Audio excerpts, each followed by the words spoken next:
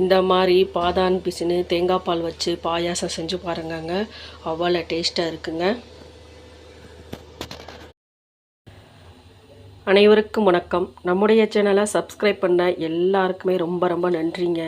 இன்றைக்கி மதுரை தங்கம் வீட்டு சமையலில் என்ன பார்க்க போகிறோம்டா, சூப்பரான டேஸ்டியான, அதுவும் ரம்ஜான் ஸ்பெஷல் பாதாம் பிசினை வச்சு ஒரு பாயாசம் மாதிரி தாங்க பண்ண போகிறேன். வாங்க வீடியோக்குள்ளே போகலாம். பாருங்கள், இந்த பாதாம் பிசினை நைட்டே இப்படி ஒரு 10 பீஸ் எடுத்து நைட்டே அலசிட்டு ஊற வச்சிட்டேன் பாருங்கள்.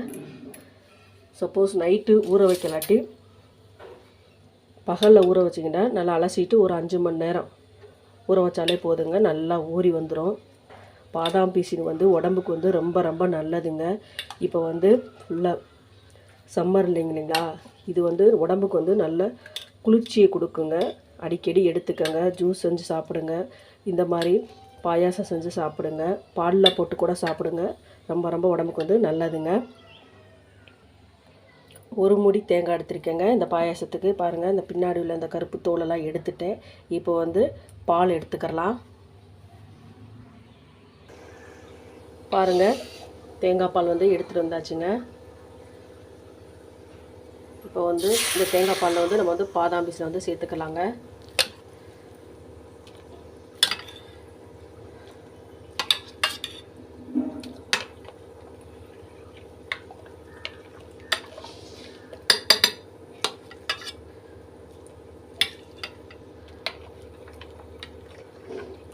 நல்லா மிக்ஸ் பண்ணியாச்சு. இனிப்புக்கு நாட்டு சக்கரை ஒரு 5 ஸ்பூன்லேருந்து ஒரு 6 ஸ்பூன் அளவு சேர்த்துக்கிறேங்க.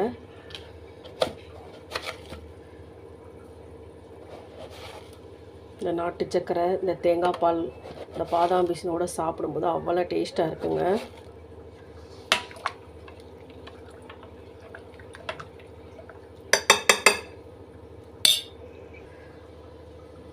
லாஸ்ட்டில் கொஞ்சமாக நெய் ஊற்றிட்டு முந்திரி பருப்பும் திராட்சையும் பொரிச்சு வச்சுருக்கேன், அதை சேர்த்துக்கிறேன்.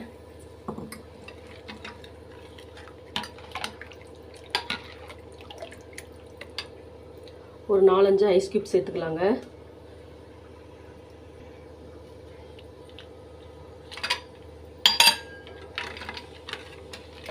நல்லா மிக்ஸ் பண்ணி விட்டுட்டு